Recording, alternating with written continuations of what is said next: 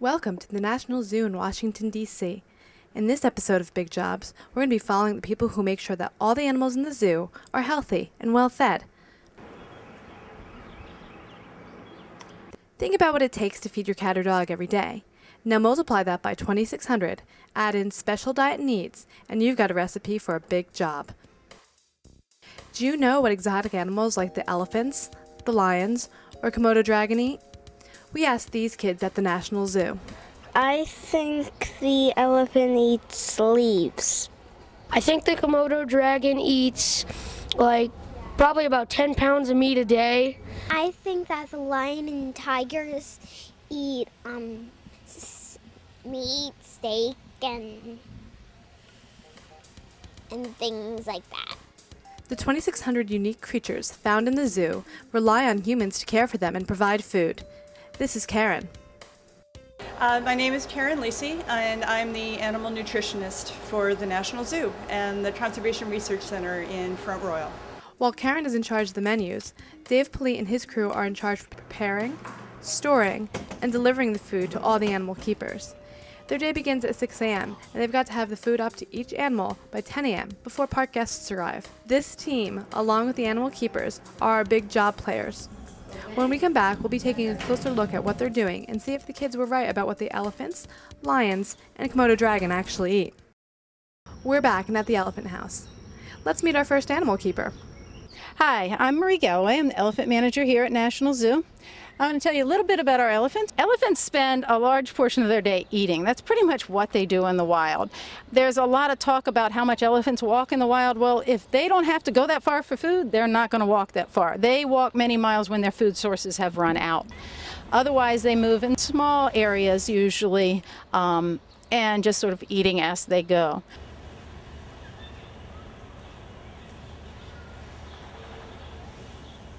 We provide elephants with hay in the same way that they would eat plant material in the wild, in that it's always available to them. It's spread out.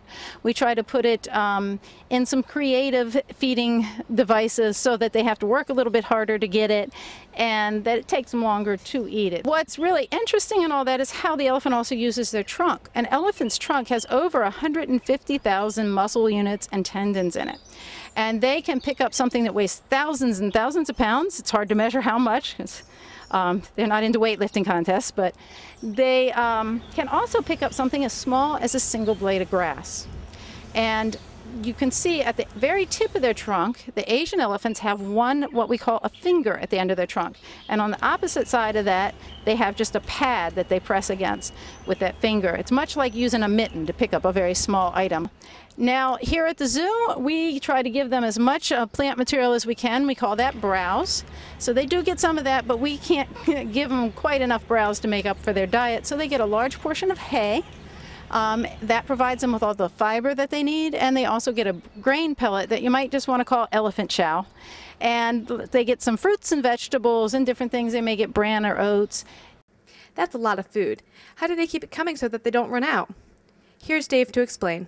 Here at the commissary is where we store all the dry animal food plus the produce and vegetables that we send out to the park. We try to keep at least a 3-month supply of dry goods here on hand at all times, which means that we store it here in these racks, and then when we start getting low, we reorder and have it sent back in. This pellet contains all the nutrients that an elephant needs on a daily basis. In addition with the hay and produce, it's given as a supplement to their diet.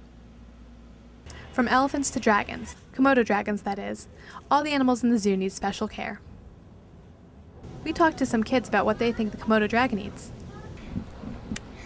I think the Komodo dragon, it eats like fruits and vegetables and stuff. Rats? Bugs? I think they'll eat like wild boars, probably, maybe some mice if they get the chance. The Komodo dragon is a native of Komodo Island and is a carnivore. This means that it eats all meat. We can watch and see how it attacks its prey. Bela, the Komodo's keeper, can tell us more of what this dragon is like in nature. The Komodos in the wild are, let me backtrack. We talked about reptiles in general, how they're opportunistic, and Komodos are the quintessential opportunistic animal. They are when they're older and they're large enough, they ambush prey because they get a little bit too large to be actually chasing it down. So they'll wait for the prey to go down a game trail, and as it goes in front of them, just passes them, they'll spring out. They're very fast for short distances, although like most reptiles, they don't have the energy reserves for a long run. But for short distances, they're extremely fast. They'll grab a deer, for instance, and hamstring it. The venom, like saliva, has enzymes and all kinds of bacteria in it, a huge population of bacterial flora that disables the animal. The animal goes into shock anyway, but then it also goes into sepsis. How we feed Murphy in the zoo is basically done through target training. We have taught him to associate a red-tipped pole with food. It's just standard conditioning techniques. The animal has to operate. He has to do some kind of behavior in order to get to food. So it's not the same as a dog just salivating because he hears a bell. So this animal, the Komodo dragon, has to touch the pole and he gets the food. And that's very useful for us because we can use the pole to manipulate the animal to shape his behavior. And in this instance is to get him away from where the keeper is. Thanks, Bela. When we return, we're going to go back to the kitchen and find out about the meats that are used to feed the animals. And we'll be introduced to some cool cats. Stay tuned. We're back and behind the scenes where they keep the lions and tigers. Karen, the nutritionist we met earlier, has come to explain what the tigers eat. Talking about the tiger cub diets today, and we've been working with these cats very closely since they were born. And so we've monitored when they started to eat solids, and we increased the female's diet at that point since they were all housed together. But not too much. We're always very conservative. We watch growth rates very closely to make sure the animals are not growing too slow or too fast.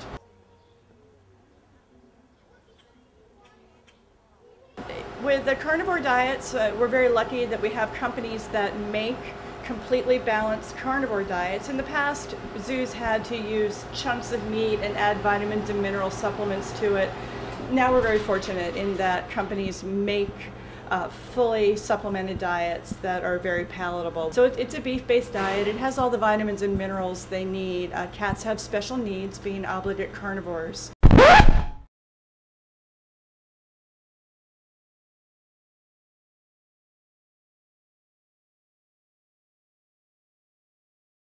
So that is the base of the diet. And then we add whole prey and bones. Females are getting about 4.5 pounds a day, and that includes their training food, and the male is getting 5 pounds per day. Additionally, for their teeth, they get a rabbit. It's very good to keep their teeth clean, and it also helps their gut work properly. And they also receive femur bones. So this gives them something, well, this is what they'll be getting next month. They're growing into these. Meet Tracy. She's one of the tiger keepers. Tracy will show us how the keepers train the tigers with food. So they must be able to smell it. Although they're separated back there, they're probably not particularly happy about that. So. Okay, so we'll just do a couple of commands. Target. Target. Target.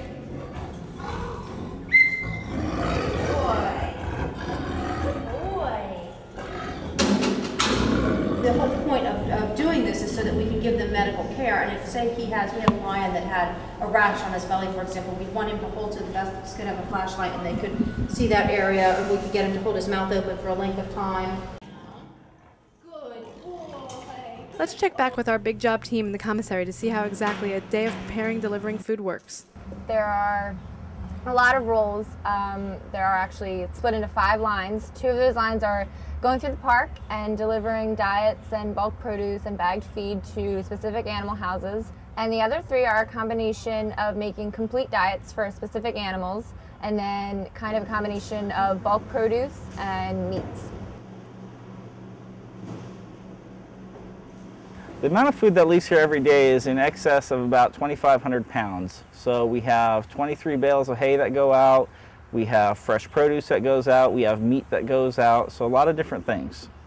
With these worms, we send these to the bird house, reptile house, and small mammal house. Worms are a very good source of protein for many insect-eating animals.